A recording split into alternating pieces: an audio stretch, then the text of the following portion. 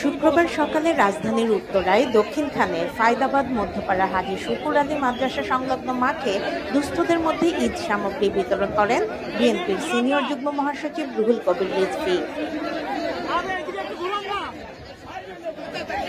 এ সময় তিনি বলেন, হত্যা লুটপাটে জড়িত নয় এমন কারো নেতৃত্বে আওয়ামী লীগের রাজনীতিতে বাধা নেই।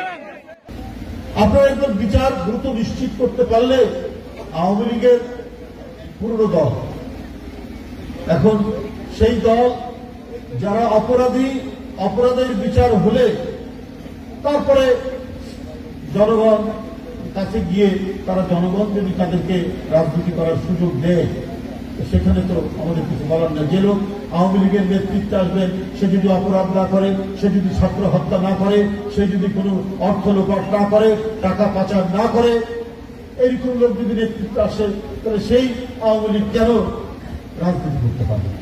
জুলাই আন্দোলনে গণহত্যায় জড়িতদের বিচার নিশ্চিত করার দাবি জানান তিনি। আমার বক্তব্য হয়েছে, কিন্তু যারা টাকা পাচার করেছে, যারা এই শিশু, কিশোর, আহনাফ, আবু সাইদ, মুগ্ধ, এদেরকে যারা হত্যা করেছে, তারা তো সবাই তো তাদেরকে আমরা সবাই চিনি, তো তাদের তো বিচার হতে হবে। এই 2000-এর মতো শিশু, কিশোর, তরুণ, ছাত্রছাত্রীকে যারা হত্যা করেছে, শ্রমিক, রিক্সাওয়ালাদেরকে যারা হত্যা করেছে, তাদের বিচারটাই আমরা করি না কেন? তাদেরকে দৃষ্টান্তমূলক আমরা শাস্তি দেই। ফারহানা নীলা, সারা বাংলা.net, ঢাকা।